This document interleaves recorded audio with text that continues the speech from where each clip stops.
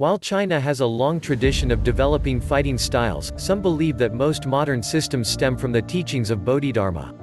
History is sketchy on precise details, but he probably went to the Shaolin Temple in the 6th century and taught various exercises to the monks there that would develop into modern-day Kung Fu. The original Chinese martial arts. From what evidence has survived, we know that Emperor Huangti used a basic fighting system called Qiu-Ti, or Go-Ti, which dates back to around 2674 BCE. This evolved into Shuai Chao, which is similar to Judo and utilizes fast throws and joint locks along with elbow and knee strikes. These early systems were used to improve the fighting skills of soldiers who tended to be in the army for life.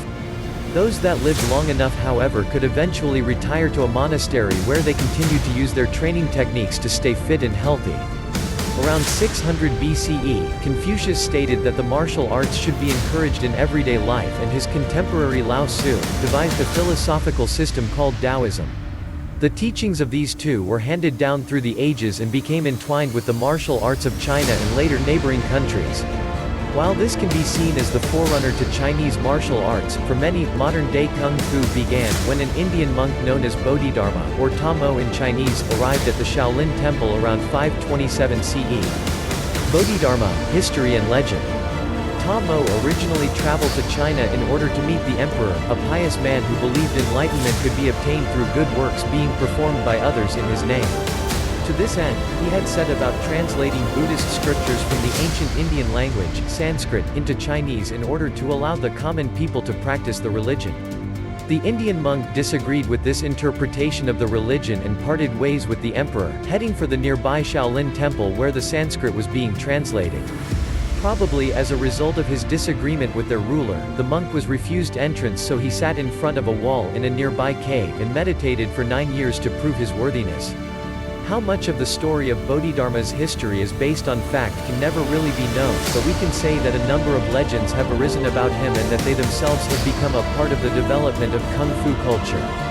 Some tales say that he literally burned holes in the walls of the cave with his piercing eyes, and others suggest that while meditating, the sun burned his silhouette directly onto the rock. Either of these would have proven his dedication and may have eventually got him admitted to the temple. However, it is more likely that over time he conversed with monks who brought him food and water and won them over with his great wisdom.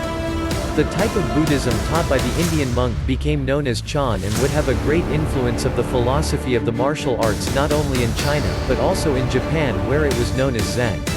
Exercise in the Shaolin monks. Translating text was painstaking work as it all had to be done by hand. As a result, what Bodhidharma would have saw on his arrival was the Shaolin monks spending long hours hunched over desks, which would have had negatively affected their physical and mental well-being. To combat this, he taught them exercises that were designed to improve internal and external strength that he derived from the Hatha and Raja Yoga practices from his native India.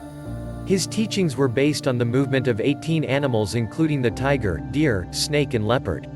While they were not strictly speaking martial arts techniques at this time, many monks would have probably known how to fight due to the dangers of wild animals in the remote areas that temples tended to be built in.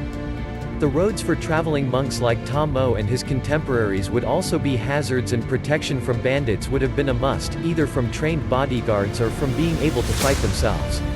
As a result, over time Shaolin monks blended fighting techniques with the movements taught by Bodhidharma, which evolved into the martial arts of modern China. While these fighting styles vary widely, most have at least some connection in their lineage to the Shaolin Temple and have come to be known collectively as Kung Fu. Thanks for watching, click subscribe.